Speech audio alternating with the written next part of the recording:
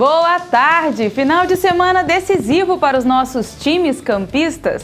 Americano líder, Goitacazes e Roxinho aí sem chances de classificação. Boa tarde, Luiz Cândido. Boa tarde, Amanda. Você disse aí bem, os Goitacazes e Campos sem chance de classificação, Americano líder, mas não tem garantida a sua presença ainda nas semifinais, né? Depende ainda de outros resultados. Americano que folga agora, né, nessa rodada. Exatamente. Você vê que falta, faz aqueles 3 pontinhos do jogo com o Nova Iguaçu. Verdade. Nova Iguaçu fez aos 49 uma bobeira tremenda. Pois é, jogo em casa não pode deixar de ganhar. E a gente vai começar falando da vitória do Americano, que nem precisou entrar em campo para conquistar aí esses 3 pontos contra o Duque de Caxias. Deixa eu explicar essa história. O Duque de Caxias foi o mandante da partida, logo o responsável pelo estádio e pela ambulância, que é item obrigatório para que o jogo aconteça. Pois bem, as equipes estavam em campo, a arbitragem posicionada, o policiamento ali estava na beira do gramado, mas a ambulância não apareceu. Desse jeito, o Americano aí venceu por WO, chegou aos 18 pontos, encabeça aí o grupo A. Que mole do Duque de Caxias, hein? O presidente disse que o presidente quase que chorou, pediu desculpa aos torcedores que se revoltaram lá contra... E disse ele que ele manteve entendimentos na véspera com a firma lá, que manda as ambulâncias e que garantiram... que estaria lá, ambulância com equipe médica, ambulância só puro não adianta, tem que ter um médico. Uma ambulância e motorista só, né? Entendeu? Mas não apareceu. A torcida do Americano que estava presente em campo, inclusive, faltando 1 minuto para completar os 30 minutos regulamentares, começou a contar lá, a gritar lá, a fazer a contagem regressiva. E o Americano conseguiu esses 3 pontos. Foi para 18 pontos. E realmente não está garantido, porque não joga a última rodada. O Americano tem que se preocupar justamente com a Arte Sul, porque o Itaboraí já praticamente está classificado, tem 17 pontos, vai enfrentar o Belfort Roxo. Tem até uma passagem bizarra do Belfort Roxo nessa rodada que foi no final de semana, mas vai enfrentar no seu estádio, quer dizer, praticamente 3 pontos, deve ir a 20. O Americano ficaria em segundo lugar com 18, mas o Arte Sul tem 15 pontos. E se ganhar, vai a 18 também, e tem mais uma vitória que o Americano, então o quesito vitória é o primeiro quesito para desempate. A equipe de juniores do Americano venceu o Duque de Caxias pelo estadual sub-20 e agora depende aí só de um tropeço do Audax para conseguir a classificação. Não pode ter o jogo do profissional. Mas o sub-20 joga? É assim que funciona? Joga, exatamente. Jovem não passa mal? Não joga, não joga. E como é que eles venceram o Duque de Caxias? Porque eles jogaram a preliminar. A preliminar pode jogar enquanto sem ambulância. Mas aí então jovem não passa mal? Exatamente, tem esse problema, né? Eu não entendo muito essa lógica que funciona da Série B. Eu também. Porque o time profissional ele não pode jogar sem ambulância, mas o sub-20 pode. E se acontece alguma coisa ali com os meninos, se alguém passa mal, e aí? Eu me lembro, Amanda, que até no ano passado, pelo menos, eu me lembro que eu tinha 2 ambulâncias em campo. Uma chegava mais cedo para acompanhar o jogo de juniores, no caso de sub-20, e a outra chegava um pouco mais tarde, já antes do início do jogo principal.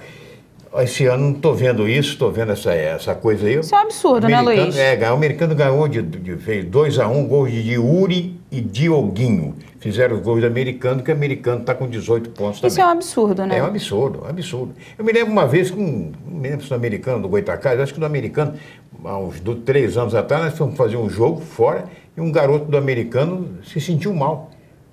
Muito sol, 1h da tarde, né? O garoto sentiu-se mal e acabou tendo que ser levado para uma clínica lá, porque passou mal, o rapaz estava sem se alimentar direito, disse que estava café da manhã, que ele tomou em casa ainda, quer dizer, é complicado. E aí os jogadores contam com a boa vontade de quem está ali, né, que pode pegar o carro e de repente levar para algum hospital. É realmente revoltante o descaso com as categorias de base, viu?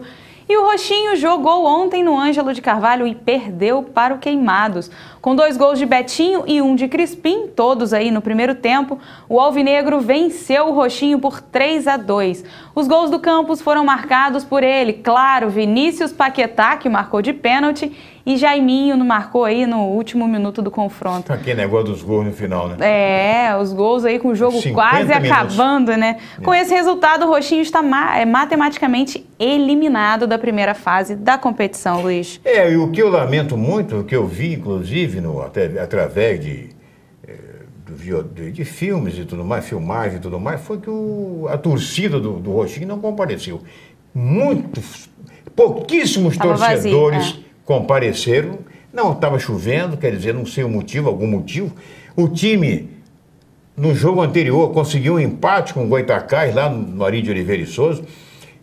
Havia torcida do roxinho, uma torcida do roxinho foi realmente umas 200 pessoas, se muito, lá no Arizão, mas o time conseguiu um bom resultado, que foi um empate fora de casa. Não é verdade? Não é motivo para não comparecer aqui. Alguma coisa deve ter acontecido que a torcida não se fez presente a esse jogo. O roxinho foi surpreendido no começo logo, né? Um gol logo aos 3 minutos de cobrança de falta, mais 2 gols no primeiro tempo, ainda Vinícius Paquetá descontou no primeiro tempo.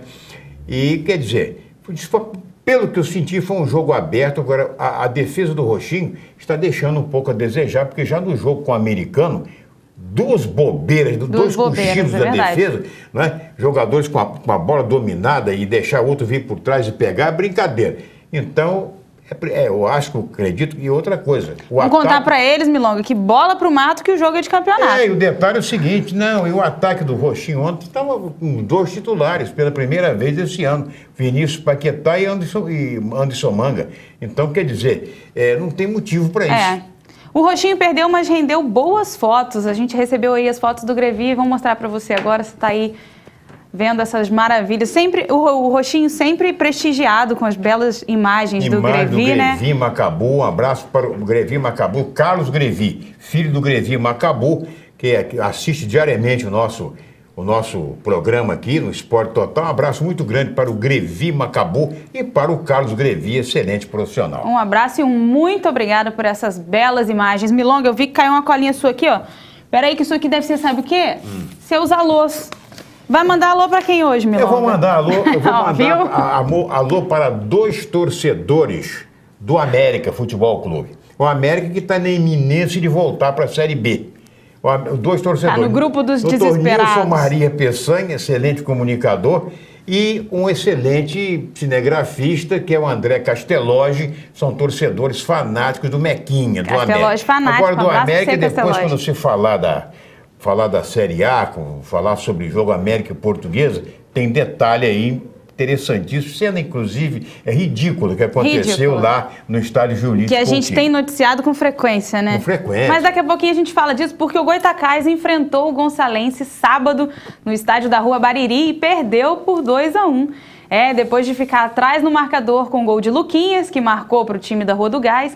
Ali aos 18 minutos da primeira etapa, o tricolor metropolitano foi valente para buscar a vitória por 2-1 nos minutos finais do confronto, com gols de Tyson aos 39 minutos da segunda etapa e Caio aos 49, o time de São Gonçalo, que já havia desperdiçado aí uma cobrança de pênalti com o Valber, conquistou os 3 pontos, mais uma derrota do Goytacás. E o time, mais uma derrota, o time começou vencendo, começou na frente e tomou a virada depois. Eu ouvi um Rondinelli, inclusive, falando até nas redes sociais sobre a derrota. Ele considerou o resultado até normal pelo que pode produzir a equipe. Ele disse que no segundo tempo o time realmente recuou para ver se aguentava o resultado desde o começo. O outro time foi para cima e teve competência, segundo o Rondinelli, de virar o jogo.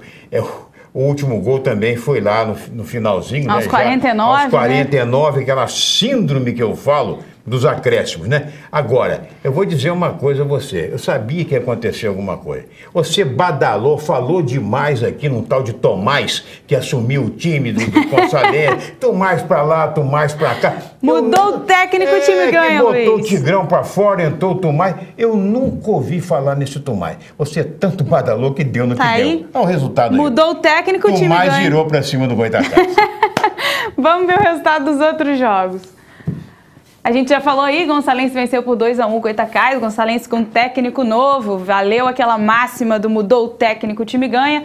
Sampaio Corrêa goleou o Séries por 7-0.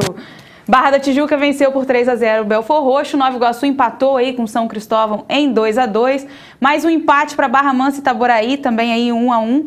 Olaria venceu por 1-0 o Audax, o Roxinho, como a gente falou, perdeu para o Queimados por 3-2. E o Americano venceu o Duque de Caxias por 3-0, lembrando que esses 3-0 é por causa do WO. Vamos ver como é que ficou a classificação. Pelo grupo A, Americano liderando com 18 pontos, seguido aí por Itaboraí com 17. O Goytacás lá em sexto com 10 pontos, não tem mais chance aí de classificação para a próxima fase. E pelo grupo B, o Nova Iguaçu com 17, seguido pelo Sampaio Corrêa com 13. Roxinho lá embaixo em sétimo, também sem chance de classificação aí para a semifinal. A gente vai para o intervalo rapidinho e volta já já, você não sai daí.